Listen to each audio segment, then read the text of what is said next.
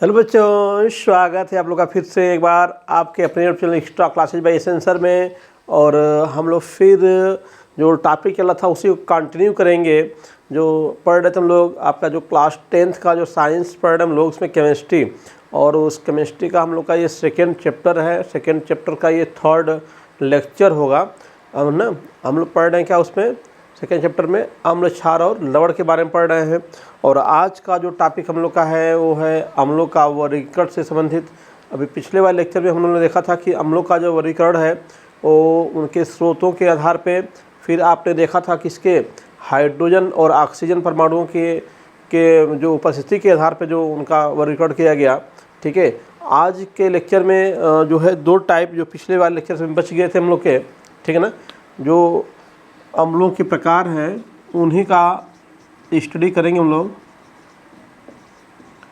अम्लों के प्रकार, types of acid, उसमें आपने सबसे पहले किसके आधार पे देखा था, स्रोत के आधार पे, स्रोतों के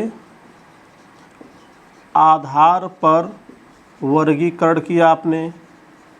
ठीक है, फिर आपने दूसरा वर्गीकरण कैसे किया, आपने हाइड्रोजन और ऑक्सीजन परमाणुओं के आधार पे किया वर्गीकरण।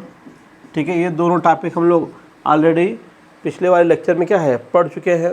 ठीक है, जो तीसरा वर्गीकरण था हम लोग का जल की मात्रा के आधार पे, है ना, जल की मात्रा के आधार पर, जल की मात्रा के आधार पे हम लोगों ने आज वर्गीकरण करेंगे। और एक और टाइप पढ़ेंगे हम लोग जो कि इम्पॉर्टेंट होगा हम लोग के लिए। ठीक है, और जितने भी कम्पिटिटिव एग्ज़ाम है उन एग्ज़ाम में भी इस जो फोर्थ टाइप है उसके बेस पे आपके क्वेश्चन बनते हैं। ठीक है, तो चौथा जो टाइप है वो क्या है, इसको हम बोलते हैं शक्ति के आधार पे, है ना, शक्ति के आधार पर। ठीक है, या फिर इसी को बोलते हैं प्रबलता के आधार पर, प्रबलता के आधार पर, या फिर इसी को हम लोग एक और नाम देते हैं आयनन के आधार पर, आयनन के आधार पर अम्लों का वर्गीकरण, अम्लों का वर्गीकरण। तो ये दो टॉपिक हम लोग के आज के टॉपिक हैं जो हम लोग को पढ़ने हैं। ठीक है ना, जल की मात्रा के आधार पे आपका अम्लों का वर्गीकरण कैसे करेंगे, और शक्ति के आधार पे, प्रबलता के आधार पे, या फिर आयरन के आधार पे अम्लों का वर्गीकरण कैसे करेंगे। तो सबसे पहले हम लोग जल की मात्रा के आधार पे वर्गीकरण करते हैं। और जल की मात्रा के आधार पे वर्गीकरण करने से पहले एक दो पॉइंट्स हम लोग देखते हैं इस अम्ल और जल से संबंधित, अम्ल और जल से संबंधित कैसे यहाँ पे जल के आधार पे कैसे देखा जाएगा। देखिए दोस्तों, जो हम लोग के अम्ल है ना, अम्लों में जो है, अम्लों में क्या जल मिलाकर के, जल मिलाकर, है ना, जल मिलाकर हम उसे क्या करते हैं, तनु, है ना, तनु बनाते हैं, तनुकरण की क्रिया करते हैं, तनुकरण की क्रिया करते हैं। अब यहाँ पे जो लिखा गया कि अम्लों में जल मिला करके, ठीक है, अम्लों में जल मिला करके, अब जो जल जो अम्ल है उसको हमको तनु या सांद्र कैसा हमको ज़रूरत है, अम्लों की जो ज़रूरत हम लोग को होती है वो अलग अलग कार्यों के लिए अलग अलग उसकी ज़रूरत होती है। जैसे हम लोग के जो जैविक क्रियाएँ हैं उनमें जहाँ पे एसिड की ज़रूरत होती है, चाहे वो कार्बनिक एसिड हो चाहे अकार्बनिक एसिड हो, उन एसिड की जो प्रबलता होती है, उनकी जो शक्ति होती है, वह हम लोग की बायो रिएक्शन, जो बायोकेमिकल रिएक्शंस हैं उनके आधार पे हम लोग उनका यूज करते हैं। ठीक है, उनके आधार पे हम लोग बायोकेमिकल जो रिएक्शंस हैं उनके बेस पे हम लोग अम्लों का यूज करते हैं। अम्लों में वाटर की मात्रा ऐड हो जाती है, या फिर हम लोग का जो अम्ल है उसमें से वाटर की मात्रा क्या है, बाहर निकाल ली जाती है ना। इस प्रकार से हम अम्लों की जो जल की मात्रा है उसको कम या अधिक करके अपने यूज के, अपने प्रयोग के योग्य हम लोग क्या है उसको बनाते हैं, है ना। तो आइए देखते हैं उसी के बेस पे कैसे हम लोग अम्ल में जल मिलाएंगे या जल में अम्ल मिलाएंगे। देखिए दोस्तों, जो आपका अम्ल है, अम्ल और जल की जो क्रिया है वह होती है ऊष्माक्षेपी अभिक्रिया। ऊष्माक्षेपी अभिक्रिया होती है, ऊष्माक्षेपी, यानी कि जब हम अम्ल और जल को आपस में मिलाते हैं तो उसमें से ऊष्मा निकलती है। देखिए यहाँ पे ये कोई एक टेस्ट ट्यूब है, परखनली मान लीजिए है, आपने इसमें क्या है, अम्ल ले लिया, यहाँ पे क्या ले लिया हम लोगों ने, अम्ल ले लिया, अम्ल, और दूसरी परखनली यहाँ पे हम लोगों ने लिया, यहाँ पे क्या है, इसमें हम लोगों ने क्या लिया, जल ले लिया, जल लिया हम लोगों ने। ठीक है, तो इस अम्ल को पतला या गाढ़ा करना होगा तो हम लोग क्या करते हैं कि इसकी तन्यता को बढ़ाने या घटाने, मतलब बढ़ाना चाहते हैं तो हम लोग इसमें क्या है, वाटर मिला सकते हैं, वाटर। लेकिन ये जो प्रोसेस है, ये तरीका जो है वो क्या है, गलत है। हम कभी भी अम्ल में जल को नहीं मिलाते हैं, है ना। तनु करने के लिए, तनुकरण की क्रिया करने के लिए कभी भी हम लोग अम्ल में जल को मिक्स नहीं करते हैं। कारण क्या है, ऊष्माक्षेपी अभिक्रिया होने के कारण जब हम वाटर की बूंदों के रूप में क्या इसमें गिराते हैं, तो जैसे ही आपका जो वाटर है अम्ल के संपर्क में आएगा तो अम्ल और वाटर, एसिड और वाटर दोनों मिल करके क्या बनाएंगे, ऊष्मा उत्पन्न करेंगे, जिससे क्या होगा, वेपर बनेगा। और उस वेपर के साथ आपकी जो एसिड की बूंदें हैं, एसिड जो है आपका वो भी क्या है, बाहर आता है। और हम लोग जब यहाँ पे कोई भी प्रेक्षक कोई कार्य कर रहा है यहाँ पे, ठीक है, तो उसके हाथ पे, स्किन पे, कपड़े पे, चेहरे पे क्या है, एसिड आने की संभावना होती है, ठीक ना। और एसिड जानते ही हो संक्षारक प्रवृत्ति का होता है, वह हम लोग के हाथ पे, चेहरे पे या स्किन कहीं भी लगे या फिर कपड़े पे लगता है तो वह उसको क्या करता है, ख़राब कर देता है, ठीक है ना। तो जो चेहरे पे लगेगा, स्किन पे लगेगा तो जलाएगा वो, ठीक है, कपड़े को क्या करेगा, वो जलाएगा, ख़राब कर देगा उसको। तो इसलिए कभी भी हम लोग जो तनुकरण की क्रिया है, हम लोग कभी भी हम लोग अम्ल में वाटर को नहीं मिलाते हैं, बल्कि हम लोग क्या है, वाटर में जो जल है उसमें क्या है, एसिड को मिलाते हैं, एसिड को मिलाते हैं। क्योंकि जब एसिड बूंद गिरेगा तो एक बूंद आएगा तो उसको न्यूट्रलाइज करने के लिए हमारे पास क्या है, वाटर की मात्रा अधिक होगी तो उसमें कम बनेगी, धीमे धीमे आपका उसमें से हीट क्या होगी, प्रोड्यूस होगी, ठीक है। और यहाँ से एसिड निकल के बाहर नहीं जाएगा, वाटर का वेपर आएगा, ठीक है, तो जलने की संभावना क्या होगी, कम होगी।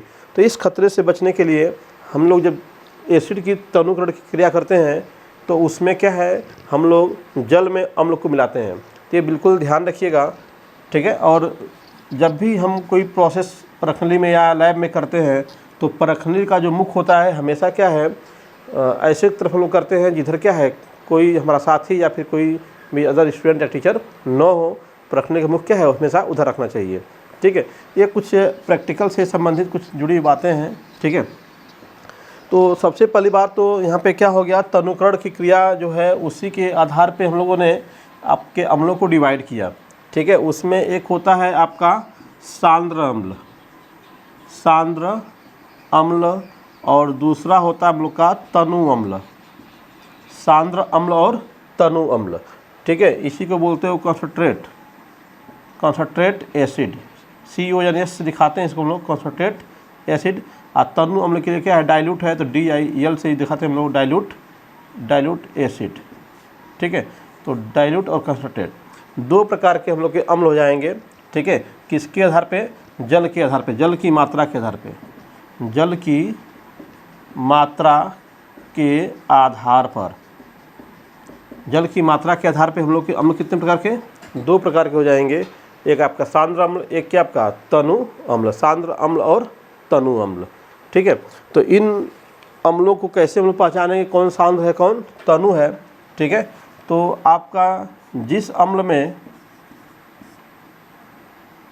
ठीक है, जिस अम्ल में जल की मात्रा कम होती है, जल की मात्रा क्या होती है, जल की मात्रा कम होती है, उसे सांद्र अम्ल कहते हैं, उसे सांद्र अम्ल कहते हैं, ठीक है। अभी तनु की बात करोगे तो सिंपल सा क्या कहेंगे हम लोग, जिस अम्ल में जल की मात्रा जल की मात्रा क्या होती है, अधिक होती है, उसे क्या बोलेंगे हम लोग, उसे कहेंगे तनु अम्ल कहते हैं, तनु अम्ल कहते हैं। ये आपकी दो डिफिनेशन हो गई, किसके लिए, ये हो गई सांद्र के लिए, और ये किसके लिए हो गई डिफिनेशन हम लोग की, तनु अम्ल के लिए हुई। तो दो प्रकार के अम्ल हो गए जल की मात्रा के आधार पे, सांद्र अम्ल और तनु अम्ल। यहाँ पे देखिए, ये आपने कोई टेस्ट ट्यूब लिया, ठीक है, सपोज दैट इसमें आपने क्या है, यहाँ पे आपने इसमें 50 ml वाटर ले लिया है, 50 ml क्या है आपका वाटर है, ठीक है। और दूसरा टेस्ट ट्यूब यहाँ पे आपने लिया, उसमें आपने क्या किया, इसमें सपोज दैट क्या है 30 ml क्या है आपने वाटर लिया, 30 ml क्या है वाटर आप ले रहे हो, 30 ml वाटर है। इसमें क्या है 50 ml है, इसमें कितना है 30 ml है, ठीक है। अब इसमें सपोज दैट इसमें आपने क्या किया, आपने मान लीजिए कि 10 ml कर देता हूँ, 10 ml क्या किया H2SO4 मिलाया, H2SO4 मिलाया। इसमें भी आपने क्या किया 10 ml ही H2SO4 मिलाया, 10 ml ही क्या है H2SO4 मिलाया। दोनों में अम्ल की मात्रा बराबर है, यहाँ पे 10 ml है, यहाँ पे क्या है 10 ml है, ठीक है। तो यहाँ पे देखो वाटर की मात्रा क्या है अधिक है, यहाँ पे वाटर की मात्रा क्या है कम है। तो यहाँ पे जो सॉल्यूशन बनेगा, यह विलयन कैसा होगा, यह विलयन कैसा होगा तनु होगा, ठीक है। यह विलयन कैसा होगा तनु होगा। ये क्या होगा तनु अम्ल कहेंगे इसको, क्या कहेंगे तनु अम्ल। और ये वाला जो सॉल्यूशन बनेगा, इसमें वाटर की मात्रा कम है और अम्ल क्या एसिड क्या है उतना ही है, तो इसको बोलेंगे सांद्र अम्ल। क्या बोलेंगे, सांद्र H2SO4 होगा, सांद्र H2SO4, ठीक है, कॉन्सनट्रेट H2SO4। इसको क्या बोलेंगे हम लोग, डाइल्यूट H2SO4, डाइल्यूट H2SO4। तो जल की मात्रा जिस अम्ल में अधिक होगी, जल की मात्रा इसमें अधिक है 50 ml है, इसमें कितना है 30 ml है, तो इसको हम लोग बोलेंगे तनु। इसमें आपकी जल की मात्रा क्या है कम है, तो उसको बोलेंगे सांद्र अम्ल, ठीक है। तो तनु और सांद्र अम्ल हो गया ये आपका, ठीक है। दो प्रकार हो गए, जल की मात्रा के आधार पर वर्गीकरण किया आपने, ठीक है। जल की मात्रा के आधार पर क्या है आपका वर्गीकरण है यहाँ पे, ठीक है। आई थिंक आपको समझ में आ गया होगा यहाँ से एग्जाम्पल देखने के बाद, ठीक है। परिभाषा बहुत ही आसान है कि जिस अम्ल में जल की मात्रा कम होती है उसे क्या बोलते हैं सांद्र अम्ल कहते हैं, और जिस अम्ल में क्या है जल की मात्रा क्या है अधिक होती है उसे कहते हैं तनु अम्ल, ठीक है। तो बहुत ही ईजी है। अब जो है हम लोग का जो चौथा टाइप था, है ना, जिसके बेस पे हम लोग को देखना था प्रकार, वो था हम लोग का प्रबलता के आधार पे या फिर शक्ति के आधार पे, है ना, आयरन के आधार पे। तो आइए, आपने अम्लों की परिभाषा पढ़ा, क्षारों की परिभाषा पढ़ा, उसमें उन परिभाषाओं में जब आपने ब्राउसेट-डॉरी की परिभाषा पढ़ा या फिर आपने जो आर्हेनियस की परिभाषा पढ़ा, तो उसमें बताया गया कि अम्ल वे पदार्थ होते हैं जो अपने विलयन में क्या है H आयन देते हैं, क्षार वे पदार्थ होते हैं जो अपने विलयन में क्या है OH negative ion hydroxide ion देते हैं। तो दोस्तों ये क्या हो रहा है, इसका मतलब कि हमने जब किसी पदार्थ का, है ना, किसी पदार्थ का हमने क्या किया एक जलीय विलयन बनाया, और उस पदार्थ ने अगर क्या दिया H आयन दे दिया, है ना। यहाँ पे देखिएगा रिएक्शन से समझे हम लोग, ये मान लो कोई पदार्थ है, क्या है ये कोई पदार्थ है, और इस पदार्थ को हमने क्या मिलाया जल मिलाया, जल के साथ ऐड किया, एक मिश्रण बनाया, जलीय विलयन बनाया हम लोगों ने। अब यह जलीय विलयन जैसे बनाया तो विलयन के अंदर जो है क्या हो गया, हम लोग को H आयन मिल गया या फिर क्या मिल गया OH नेगेटिव आयन मिल गया, ठीक है। ये दोनों में से कोई मिल रहा है हम लोग को, दोनों मिल सकते हैं, है ना, दोनों भी मिल सकते हैं, या फिर कोई एक उसमें से मिल रहा है। अगर आपका H आयन मिल गया तो क्या हो गया अम्ल हो गया, OH नेगेटिव आयन मिला तो क्या हो गया क्षार हो गया।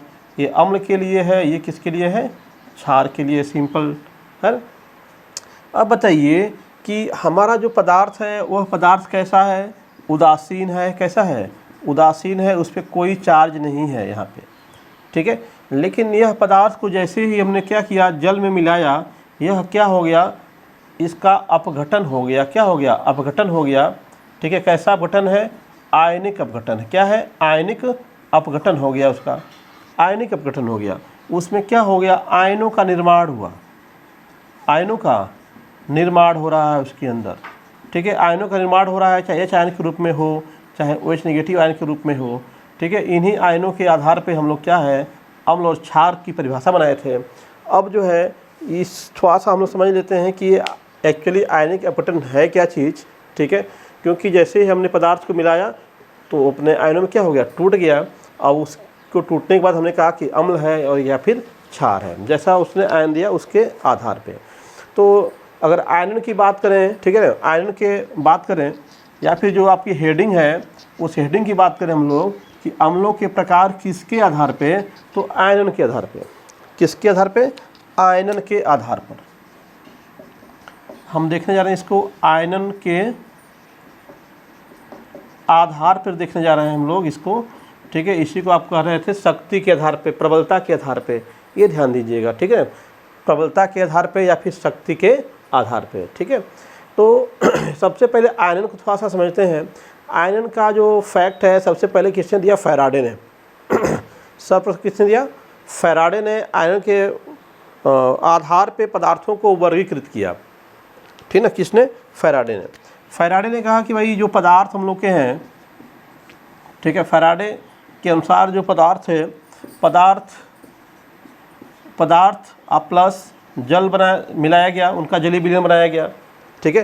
तो आपका जो उनसे विलयन मिला हम लोग को वो दो प्रकार का मिला।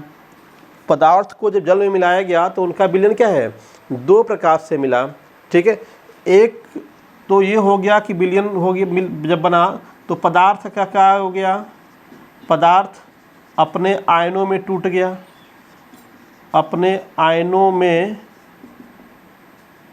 टूट गया, वियोजित हो गया, अपने आयनों में वियोजित हो गया, ठीक है। और कुछ पदार्थ ऐसे थे जिनका आयनिक वियोजन नहीं हुआ, आयनिक वियोजन नहीं हुआ। ध्यान दीजिए सेंटेंस पे, आयनिक वियोजन, आयनों में टूटना, वियोजित होना, क्या है, आयनिक वियोजन है। अपने आयनों में टूट जाना ही क्या है, आयनिक वियोजन होता है। तो आपके यहाँ पे पदार्थ को जल में मिलाया तो उनके आयनन के आधार पे पदार्थों को दो कैटेगरी बन गई। और फैराडे ने क्या किया, पदार्थों को दो प्रकार के पदार्थ में क्या किया, दो वर्गों में क्या किया, वर्गीकृत कर दिया उसको, ठीक है। जो अपने आयनों में वियोजित हो गए थे, ठीक है, इनको उन्होंने नाम दिया आयनिक यौगिक, ठीक है, आयनिक यौगिक, या फिर इसी को हम लोग कहते हैं विद्युत अपघट्य। क्या बोलते हैं, विद्युत अपघट्य। इलेक्ट्रोलाइट, क्या बोलेंगे इनको, इलेक्ट्रोलाइट, है ना, इलेक्ट्रोलाइटिक सबस्टांस पूरा बोल देंगे इसको, सबस्टांस हो गया, पदार्थ हो गया, ठीक है। विद्युत अपघट्य क्या है, ये विद्युत अपघट्य हो गए। और कुछ जो पदार्थ ऐसे थे जो उनका आयनिक वियोजन नहीं हुआ तो उनको उन्होंने कहा कि non electrolyte, non electrolytic substance, ठीक है। विद्युत अनपघट्य, विद्युत अनअपघट्य पदार्थ, विद्युत अनपघट्य पदार्थ, ठीक है। तो अब क्या हो गया, हम लोग का फैराडे के हिसाब से पदार्थ दो प्रकार के हो गए, ठीक है। एक आपका विद्युत अपघट्य हो गए, विद्युत अपघट्य हो गए, और दूसरा क्या हो गए, विद्युत अनपघट्य हो गए, विद्युत अनपघट्य हो गए। अब विद्युत अपघट्य में जैसे मान लीजिए कि आपका NaCl है ना, HCl है, K2SO4 है ना, इस प्रकार के हैं। जब इनको जल में मिलाया गया तो ये क्या हुआ, Na positive plus Cl negative में टूट गया। इसमें जल मिलाया गया तो ये क्या हो गया, आपका H positive plus Cl negative में टूट गया। इसमें आपने जल मिला दिया तो आपका 2K पे पॉजिटिव और प्लस क्या है, SO4 पे 2 नेगेटिव में क्या हो गया, ये टूट गया। तो ये देखो अपने आयनों में, जिन आयनों से ये बने हुए उन आयनों में क्या हो गए, टूट गए। तो इसीलिए इनको बोला गया विद्युत अपघटन। इस क्रिया को बोलते हैं विद्युत आयनन की क्रिया। क्या बोलते हैं, आयनन की क्रिया, ठीक है। आयनिक वियोजन या आयन की क्रिया बोलते हैं इसको। तो ये आयनिक वियोजन की क्रिया हो गई। अब विद्युत अपघट्य जो है C12H22O11 मतलब शुगर है ये, ठीक है। इसमें जल मिलाओगे तो यहाँ पे आपको कोई आयन नहीं मिलेगा, कोई आयन प्राप्त नहीं होता है, कोई आयन प्राप्त नहीं होगा, कोई आयन प्राप्त नहीं होगा, इसमें कोई आयन नहीं बन रहे हैं। तो ये क्या है, इसका आयनिक वियोजन हो रहा है, नहीं हो रहा है। तो ये क्या हो गया, विद्युत अनपघट्य हो गया। लेकिन ये सभी पदार्थ क्या हो गए, विद्युत अपघट्य हो गए, ठीक है ना। तो विद्युत अपघटन की जो क्रिया होती है, ध्यान दीजिएगा, थोड़ा सा एक लाइन और समझाता हूँ आपको ताकि बिल्कुल डाउट न रहे आपको। जो विद्युत अपघटन की क्रिया होती है, विद्युत अपघटन या आयनन की क्रिया दो प्रकार से हो सकती है। एक होती है उत्क्रमणीय और एक होती है अनुत्क्रमणीय। उत्क्रमणीय रिवर्सिबल जिसे बोलते हो, और अनुत्क्रमणीय क्या हो गया, इरिवर्सिबल हो गया, ठीक है। उत्क्रमणीय का मतलब हो गया कि जो अभिक्रिया अभिकारक से उत्पाद की तरफ हो, मतलब अभिकारक से उत्पाद प्राप्त हो, अब पुनः हमें उत्पाद से अभिकारक प्राप्त हो जाए, तो उसको बोलते हैं उत्क्रमणीय। क्या बोलते हैं, उत्क्रमणीय। यहाँ पे उत्क्रमणीय का क्या हो जाएगा, यहाँ पे आपका कोई अभिकारक है, अभिकारक से आपका क्या बना, उत्पाद बन गया, ठीक है। आप फिर उत्पाद से क्या बन गया, अभिकारक बन गया। तो ये जो सिंबल ये एरो का बनाया गया, यह किसका चिन्ह है, उत्क्रमणीय अभिक्रिया का चिन्ह है। डबल हाफ हेडेड एरो है ना, और तीर है ये, ठीक है। ये तीर बता रही है कि अभिकारक से उत्पाद बन रहा है, और नीचे तीर बता रही है कि उत्पाद से अभिकारक बन रहा है। तो ये आपका क्या है, एक उत्क्रमणीय अभिक्रिया है, ठीक है। अनुत्क्रमणीय में क्या होगा कि आपका केवल क्या है, आपका अभिकारक से क्या बनेगा, उत्पाद बनेगा। क्या बनेगा, उत्पाद बनेगा, अभिकारक से उत्पाद बनेगा, ठीक है। तो यहाँ पे जो उत्क्रमणीय और अनुत्क्रमणीय इस आयन की क्रिया में कैसे आ रहे हैं, जैसे मान लीजिए यहाँ पे अगर हमारा ये कोई पदार्थ है AB, ये क्या हो गया, इधर भेजने पे क्या हो गया, A+ और B- में टूट गया, मान लीजिए इसका हो गया आयनिक वियोजन। अगर फिर से A+ और B- मिल करके आपका AB का निर्माण कर रहे हैं, तो ये क्या है, उत्क्रमणीय है। क्या है, उत्क्रमणीय। अगर हमारा यहाँ से AB टूट गए और A पॉजिटिव और B नेगेटिव में टूटे, और फिर इनको चांस नहीं मिल रहा है फिर वापस आने का, नहीं मिल रहा है चांस, तो क्या हो जाएंगे, अनुत्क्रमणीय हो जाएंगे, ठीक है। तो जब ये उत्क्रमणीय और अनुत्क्रमणीय के बारे में फैराडे जी ने देखा, तो उन्होंने देखा कि ऐसे आपके पदार्थ जिनका पूर्ण आयनिक वियोजन हो रहा है। पूर्ण आयनिक वियोजन का मतलब क्या हो गया कि जितने मॉलिक्यूल्स हमने लिया था लगभग क्या है, सबका आयनन हो जाए, ठीक है। या 100% हो या फिर 95% तक उनका आयनिक वियोजन हो जा रहा है ना। तो उनको बोलते हैं हम लोग क्या है कि उनका पूर्ण आयनन हो गया। क्या हो गया, पूर्ण आयनन हो गया, ठीक है। तो जिनका पूर्ण आयनन होता है उनकी क्रियाएं क्या होती हैं, अनुत्क्रमणीय होती हैं, और जिनका पूर्ण आयनन नहीं होता है वो उनकी क्रियाएं कैसी होती हैं, आपकी उत्क्रमणीय होती हैं। आइए देखिए यहाँ पे एग्जाम्पल से समझें इसको हम लोग, तो बेटर समझ में आएगा हम लोग को। जैसे अभी हमने जल में क्या किया, HCl को घोल दिया, हमने HCl लिया और उसमें जल मिलाया। जैसे ही जल मिलाएंगे तो ये HCl क्या है, एक विद्युत अपघट्य है। जल में मिलाएंगे तो क्या उसका आयनन हो जाएगा, अपने आयनों में टूट जाएगा। तो यहाँ पे बन जाएगा H पॉजिटिव और प्लस क्या बन जाएगा, Cl नेगेटिव। फिर आपका H2O से ये H आयन क्रिया करेगा, हाइड्रोनियम आयन बनेगा, ठीक है। तो उसकी चर्चा नहीं हम कर रहे हैं, केवल हम जो पदार्थ ले रहे हैं उसके आयनन को यहाँ पे दिखा रहे हैं, ठीक है। वाटर जो है H2O H पॉजिटिव से क्रिया करेगा तो हाइड्रोनियम आयन फॉर्म हो जाएगा, ठीक है। तो वो तो आगे क्रिया है, हम केवल बताना चाहते हैं कि इसका आयन किस प्रकार से हो रहा है और आयन के आधार पे इसको किस कैटेगरी में रखा जाएगा, ठीक है। अभी देखिए यहाँ पे CH3COOH है, इसको भी जल में मिलाया गया तो इसमें भी क्या बनता है, CH3COO नेगेटिव और प्लस क्या बनता है, H पॉजिटिव बनता है। तो एक चीज़ तो इसमें क्लियर हो रही है, हम लोग को देख रहे हैं कि HCl में से भी H आयन मिला हम लोग को, और आपका CH3 में से भी क्या है H आयन मिल रहा है। तो इसका मतलब कि H आयन दे रहा है तो क्या होगा, अम्ल होगा ये, ठीक है। इस भी H आयन दे रहा है तो भी क्या होगा आपका अम्ल होगा, दोनों अम्ल ही हैं, दोनों क्या है अम्ल है। लेकिन जब प्रैक्टिकली देखा गया इनका, ठीक है, तो यह जो क्रिया थी यह आपका केवल एक ही दिशा में हो रही थी, ये रिवर्स नहीं हो रही थी। क्रिया क्या है, रिवर्स नहीं हो रही थी। लेकिन इसको देखा गया तो यह क्रिया क्या है, फिर अभिकारक से फिर क्या है उत्पाद भी प्राप्त हो रहे थे। तो क्या थी आपकी उत्क्रमणीय थी, क्या थी उत्क्रमणीय अभिक्रिया थी, उत्क्रमणीय अभिक्रिया थी, ठीक है। तो यहाँ पे देखा गया कि इसका जो आयनन है, इस CH3COOH का जो आयनन है, आयनन कैसा है, आयनन का प्रकार कैसा है, इसका आंशिक है, आंशिक आयनन हो रहा है, आंशिक आयनन हो रहा है, ठीक है। और जो HCl था उसका क्या है पूर्ण आयनन हो रहा है, पूर्ण आयनन। इसका मतलब ये आपका 95 to 100% क्या है, ये आयनित हो जा रहा है। आंशिक आयनन का मतलब क्या हो गया कि ये आपका 5 to 10% ही क्या इसका आयनन हो रहा है, आयनन हो रहा है। मतलब समझ पा रहे हैं इसका।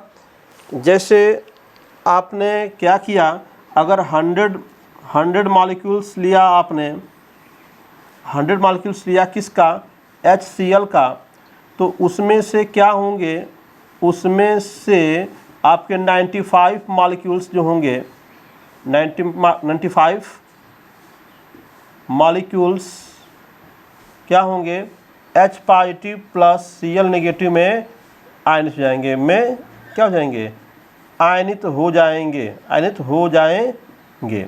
लेकिन आप अगर 100 मॉलिक्यूल्स किसका ले रहे हैं, अगर आप 100 मॉलिक्यूल्स CH3COOH का ले रहे हैं, ठीक है, तो उसमें से केवल क्या है 5 to 10% ही क्या है 5 से 10%, यानी 5 से 10 आपके CH3COOH जो है किसमें CH3CO नेगेटिव में और H पॉजिटिव में क्या होंगे टूटेंगे, आयनित होंगे, ठीक है, आयनित होंगे। तो उस आधार पर देख रहे हैं हम लोग क्या कि किसी की टूटने वियोजित होने की क्षमता क्या है अधिक है और किसी की वियोजित होने की क्षमता क्या है कम है, ठीक है। तो जिनके वियोजित होने की क्षमता क्या है अधिक है, 100 में से 90 95 100 लोग क्या है आयनित हो जा रहे हैं। और कुछ लोग ऐसे हैं जो 100 में से 5 या 10 लोग ही क्या है आयनित हो पा रहे हैं। तो फैराडे ने क्या किया कि इस आयनन की जो दर है उनकी है, आयनन की जो क्षमता है शक्ति है, ठीक है, उसी शक्ति के आधार पे उनको बांट दिया 2 पार्ट में, प्रबल और दुर्बल, प्रबल और दुर्बल, ठीक है, प्रबल और दुर्बल विद्युत अपघट्य, ठीक है। तो अब आपको बातें समझ में आ रही होंगी बिल्कुल, ठीक है।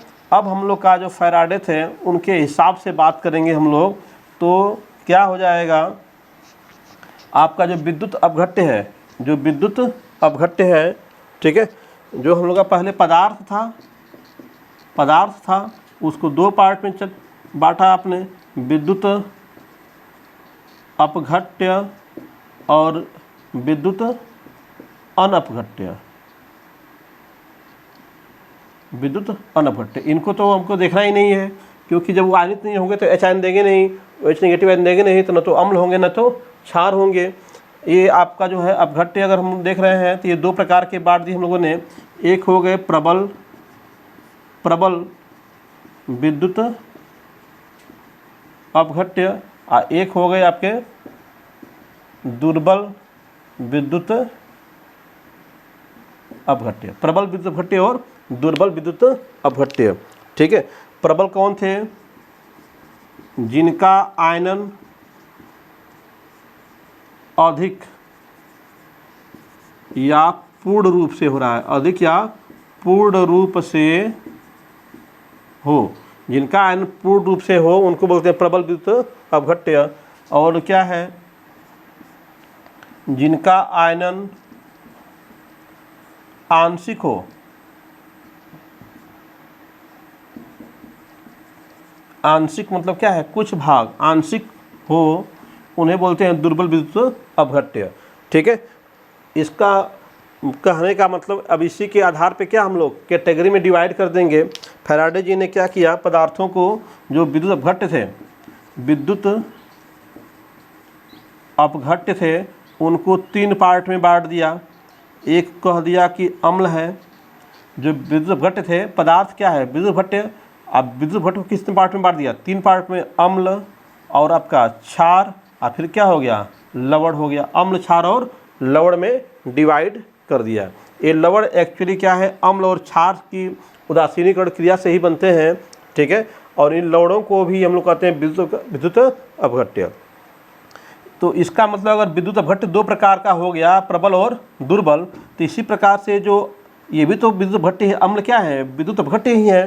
तो ये भी क्या होंगे, 2 कैटेगरी बन जाएगी, एक बनेगी प्रबल, एक बनेगी क्या, दुर्बल, है ना। प्रबल अम्ल और दुर्बल अम्ल, प्रबल अम्ल और दुर्बल अम्ल। उसी प्रकार से क्षार भी 2 कैटेगरी में बढ़ जाएंगे, क्योंकि क्षार भी क्या है, विद्युत अपघट्य ही है फैराडे के हिसाब से। तो ये इस भी क्या होंगे, प्रबल हो जाएंगे और क्या हो जाएंगे, दुर्बल हो जाएंगे। प्रबल क्षार और दुर्बल क्षार, ठीक है, 2 कैटेगरी बन गई क्षारों के भी। ऐसे ही लवण की भी 2 कैटेगरी बन जाएगी, ठीक है, प्रबल क्षार, प्रबल लवण, प्रबल लवण, और यहाँ पे क्या हो जाएगा, एक दुर्बल लवण, ठीक है।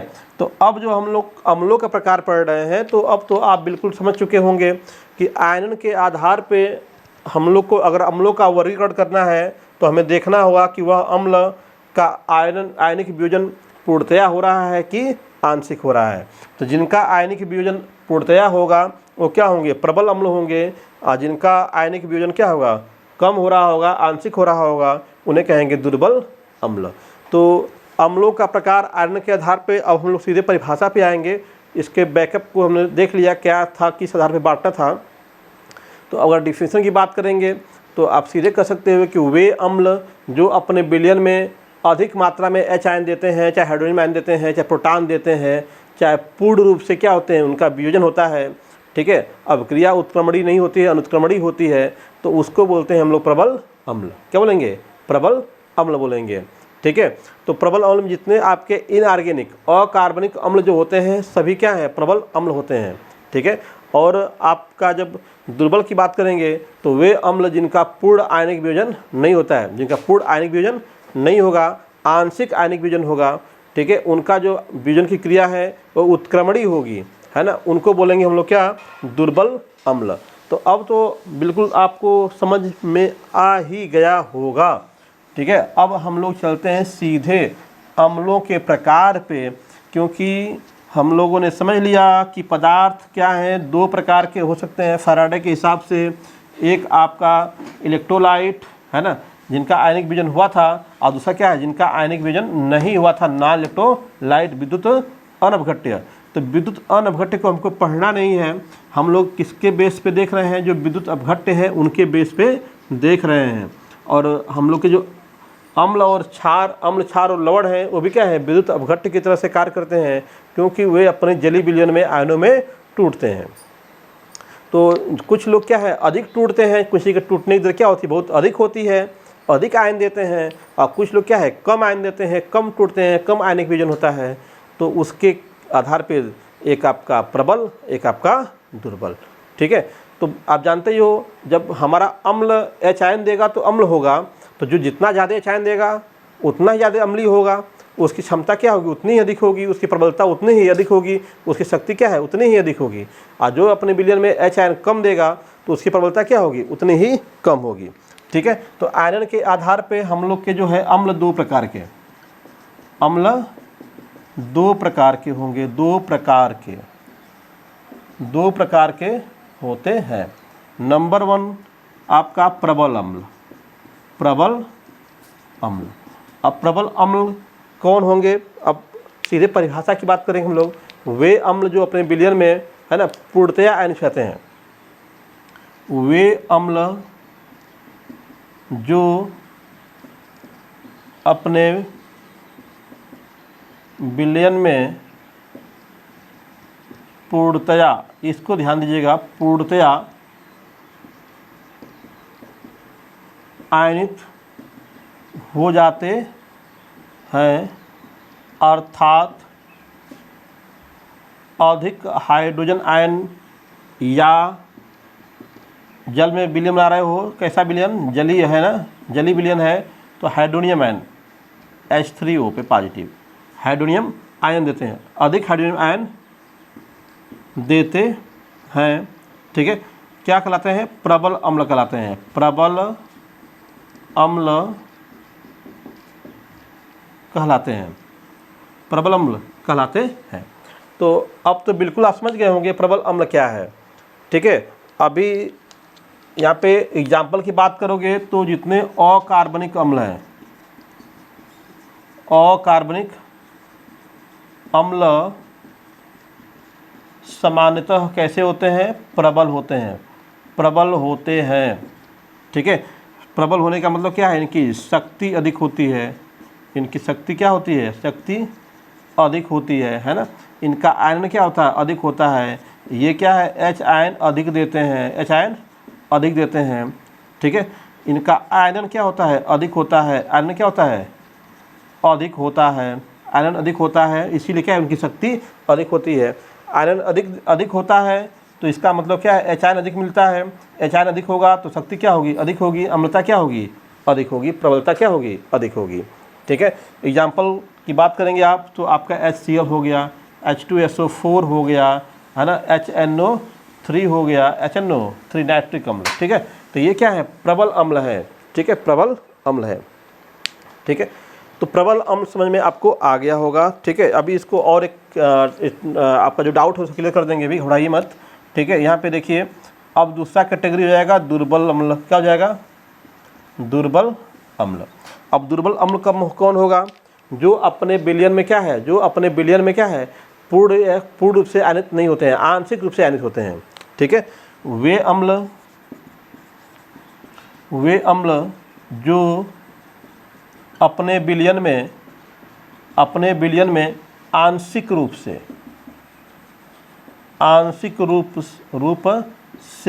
यानी कि पूर्ण रूप से नहीं, पूर्ण रूप से नहीं, आंशिक रूप से क्या होते हैं, आयनित होते हैं, आंशिक रूप से आयनित होते हैं, ठीक है। वो क्या होते हैं, आपके दुर्बल अम्ल होते हैं, दुर्बल अम्ल होते हैं, दुर्बल अम्ल होते हैं। जितने भी आपके कार्बनिक अम्ल होते हैं वो सभी क्या है, दुर्बल अम्ल ही हैं। जितने भी आपके कार्बनिक अम्ल हैं वो क्या है, सभी दुर्बल अम्ल ही हैं। जैसे आपका CH3COOH है, HCOOH है ना, HCN है, ये जितने भी आपके कार्बनिक अम्ल हैं ये सभी क्या है, आपके दुर्बल अम्ल है, ठीक है ना। तो आप समझ गए होंगे इनकी शक्ति क्या होगी, कम होगी, इनकी शक्ति क्या होगी, कम होगी। क्यों कम होगी, क्योंकि हाइड्रोजन आयन क्या है, ये कम देंगे, हाइड्रोजन आयन भी क्या होंगे, इनके कम होंगे। क्यों कम होंगे भाई, क्योंकि इनका आयन क्या होगा, कम होगा, इनका आयन कम होगा तो हाइड्रोजन आयन कम मिलेंगे तो शक्ति भी क्या होगी, इनकी कम होगी, ठीक है। आइए इसको यहाँ पे देखते हैं, एक फिगर से दोनों को समझ लेते हैं, कोई डाउट नहीं होना चाहिए आपके पास, ठीक है। आपने यहाँ पे जल ले लिया, ठीक है, जल ले लिया, कोई मात्रा सर्टेन कर लेता हूँ, 100 ml जल लिया। यहाँ पे क्या किया आपने, 100 ml जल ले लिया। आपने इसमें क्या है 50 मॉलिक्यूल्स मान लीजिए, 50 मॉलिक्यूल्स किसका आपने ले लिया, किसका H2SO4 का ले लिया, H2SO4 का लिया। और यहाँ पर भी क्या है 50 जो है मॉलिक्यूल्स ले लीजिए, मॉलिक्यूल्स को सर्टेन करते हैं। 50 मॉलिक्यूल्स हमने ले लिया किसका, CH3COOH के लिए, CH3COOH के लिए लिया। जब हम इसको इसके अंदर घोलेंगे तो ये 50 में से लगभग क्या है आपका 45 है ना, कितना लगभग क्या है 45 से अधिक ही, 45 या 45 से 50 तक क्या होंगे, आयनित हो जाएंगे, आयनित हो जाएंगे, क्या होंगे, आयनित हो जाएंगे, ठीक है। आज जब इसको घोलेंगे तो ये क्या है, केवल इसमें 50 में से आपका जो है 2 से 5 तक जो है आपके आयनित होंगे, तो यानी कि इसमें 2 अगर 5 होते हैं तो हम लोग तोड़ेंगे इसको तो 1 में से 1 एच मिलेगा, तो 5 में से कितना मिलेगा आपका, 5 में से आपके 5 एच मिल जाएंगे। इसमें आपके टूट रहे हैं, सपोज दैट 45 टूट रहे हैं, तो आपका इसको तोड़ोगे H2SO4 को, तो आपका 2H पॉजिटिव एक से मिल रहा है, 45 टूटेंगे तो 45 गुना के एक H2SO4 है ना, एक H2SO4 है तो 2 के H मिल रहे हैं उसके साथ हम लोग को, ठीक है। अगर एक H2SO4 से 2 H मिल रहे हैं, अगर हम लोग 45 टूटेंगे तो 45 गुना के 90, तो इसमें कितना मिल जाएगा, 90 आपका H आयन मिलेंगे। और इसमें क्या है, केवल 5 ही मिल रहे हैं, तो इसमें H आयन सांद्रता क्या है, अधिक है। इसमें H आयनों की संख्या सांद्रता क्या उसकी अधिक है, तो यह अम्ल कैसा होगा, प्रबल होगा। कैसा होगा, प्रबल होगा। इसका आयनिक विजन अधिक हो रहा है, इसका आयनिक विजन क्या हो रहा है, कम हो रहा है, ठीक है। बाकी इसके अंदर आपका जो 50 लिया था, 10 लोग टूट गए, तो 40 लोग क्या है CH3COOH के रूप में ही पढ़े रहेंगे, उनका आयरन नहीं होगा, ठीक है। तो H आयन हम लोग को कम मिलेंगे, तो कैसे होंगे ये, दुर्बल हो जाएंगे। क्या होंगे ये, दुर्बल होंगे ये, ठीक है। तो प्रबल अम्ल और दुर्बल अम्ल ये हो गया आपका, ठीक है। चलिए अब आयनिक पढ़ ही रहे हैं, तो इसी में थोड़ा सा क्षारों के बारे में भी बात कर लेते हैं, क्योंकि क्षार भी क्या आपके विद्युत अपघट्य ही हैं। क्षार भी क्या है, विद्युत अपघट्य। अभी पीछे समझाया मैंने कि जो विद्युत अपघट्य है उनको हम लोगों ने 3 पार्ट में डिवाइड किया, अम्ल, क्षार और लवण में। अम्ल, क्षार और लवण में, तो अम्ल को तो हमने बांट लिया प्रबल अम्ल और दुर्बल अम्ल में। आइए इसी में थोड़ा सा एक टॉपिक हम लोग ऐड कर लेते हैं क्षारों के लिए, क्योंकि जो अभी समझ के आ रहे हो उसी के बेस पे हम लोग क्षारों का भी वर्गीकरण कर लेते हैं यहीं पे, है ना। तो आयनन के आधार पे अब किसका वर्गीकरण करेंगे हम लोग, क्षारों का। आयनन के आधार पे किसका, क्षारों का वर्गीकरण, क्षारों का वर्गीकरण। ये टॉपिक हम लोग का शुरू कर दे रहे हैं यहीं पे। तो अब देखो दोस्तों, आपका जो अब तो समझ चुके हो विद्युत अपघट्य, है ना, 3 प्रकार के, प्रबल अम्ल, क्षार और लवण। और उसका जो प्रबलता के आधार पे देखें तो आपका प्रबल विद्युत अपघट्य और दुर्बल विद्युत अपघट्य है। तो उसी प्रकार से जो आपके क्षार होंगे, ठीक है, वो भी क्षार क्या है, 2 प्रकार के हो जाएंगे। एक हो जाएंगे प्रबल क्षार, क्या होंगे, प्रबल क्षार, और एक क्या होंगे, दुर्बल क्षार होंगे। प्रबल क्षार और दुर्बल क्षार हो जाएंगे। अब प्रबल क्षार कौन होते हैं, अब देखो परिभाषा तो बिल्कुल ईजी है प्रबल क्षार की, जैसे प्रबल अम्ल की बनाया उसी प्रकार से, बस उसमें आपने H आयन निकाला था और किसमें, अम्ल के लिए, और क्षार रहेगा तो क्या निकालेगा भाई, OH नेगेटिव आयन निकालेगा, ठीक है। वहाँ भी आयनन देख रहे थे, जिसका पूर्ण आयनन हो रहा था तो प्रबल अम्ल था, तो जिसका पूर्ण आयनन होगा तो क्या होगा, प्रबल क्षार होगा, ठीक है। तो हम सीधे परिभाषा क्या लिखें इसकी, कि वे क्षारक, है ना, वे क्षारक जो अपने विलयन में पूर्ण रूप से क्या होते हैं, आयनित हो जाते हैं, ठीक है। अर्थात क्या कर सकते हैं हम लोग, कि अर्थात अधिक OH नेगेटिव क्या है, उत्पन्न करते हैं, प्रबल क्षार कहलाते हैं, प्रबल क्षार कहलाते हैं, ठीक है। तो जो अपने आयनों में टूट जाते हैं, जिनका पूर्ण आयनिक विजन हो, ठीक ना, पूर्ण रूप से क्या होते हैं, आयनिक होते हैं, जिनका पूर्ण आयनिक विजन होता है, उनको बोलते हैं प्रबल क्षार कहते हैं। आपको बताया पिछले वाले लेक्चर में मैंने कि फर्स्ट और सेकंड समूह के जो धातुओं के ऑक्साइड हैं या फिर उनके हाइड्रोक्साइड हैं, ठीक है ना, वो क्या होते हैं, प्रबल होते हैं, ठीक है। याद रखिएगा, आपके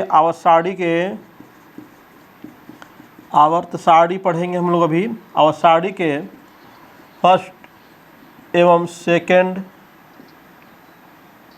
समूह के धातुओं के ऑक्साइड, ध्यान दीजिएगा, धातुओं के ऑक्साइड एवं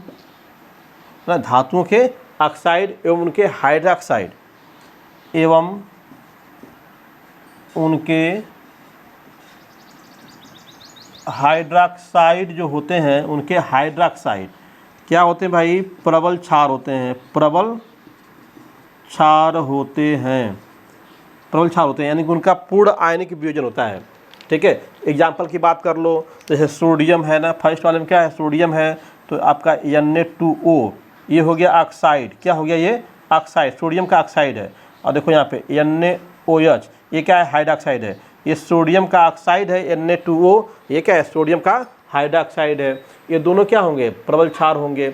ठीक है, ऐसे ही आप के लिए देख लो तो आपका K2O, तो ये पोटेशियम का ऑक्साइड है, पोटेशियम का ऑक्साइड है। ये हो गया आपका KOH, तो ये दोनों क्या है, प्रबल क्षार हैं। इनके भी क्या है, प्रबल क्षार हैं।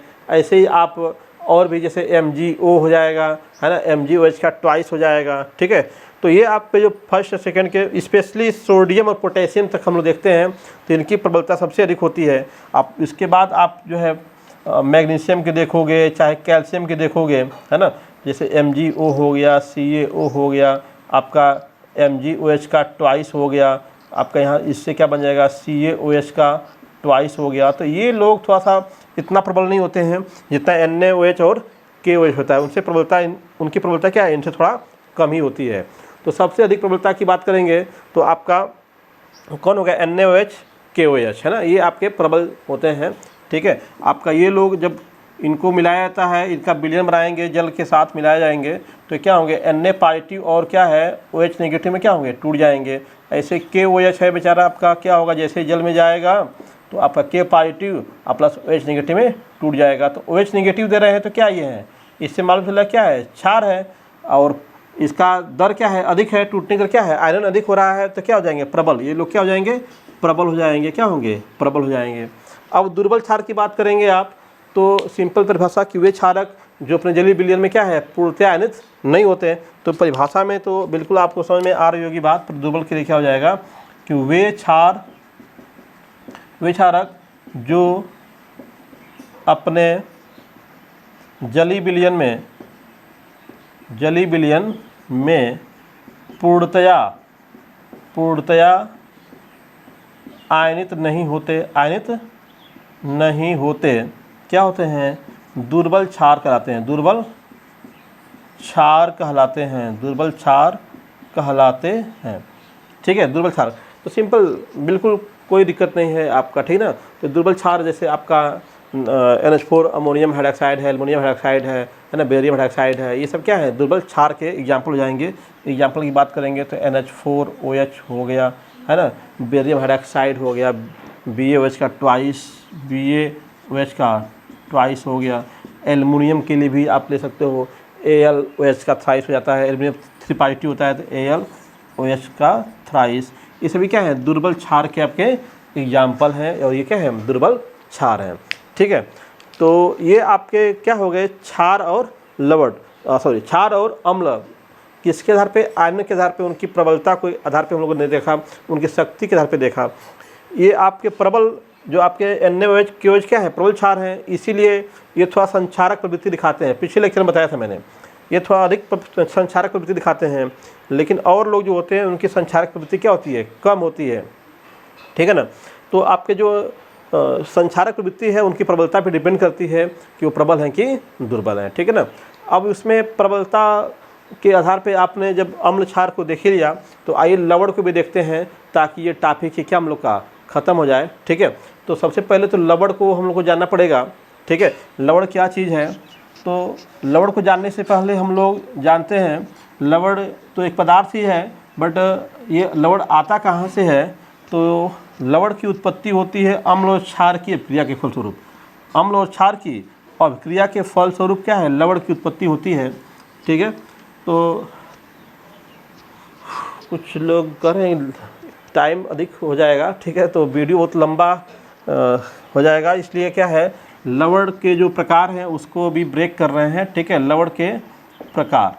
अब अभी आप जो आज वाला लेक्चर है उसका नोट्स बना लीजिए अथवा उसको एक बार रिपीट कर लीजिए, तो लवण को जो पढ़ाएंगे तो क्या है, बहुत ही आसान हो जाएगा ये समझना। ठीक है, आपके जैसे हम लोगों ने प्रबल अम्ल समझ गए, दुर्बल अम्ल समझ गए, प्रबल क्षार समझ गए, दुर्बल क्षार समझ गए, तो आसानी से लवणों को भी हम लोग क्या है, समझ सकते हैं कि लवण कितने प्रकार के होते हैं। ठीक है, लवण भी अपने आप में क्या है कि स्पेशल टॉपिक हम लोग का जानते ही हैं, चैप्टर का है।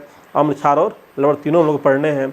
ठीक है, तो लवण वाला टॉपिक हम लोग कल पढ़ते हैं। ठीक है, फिर मिलते हैं नेक्स्ट वीडियो में, कल वाले लेक्चर में। Don't miss.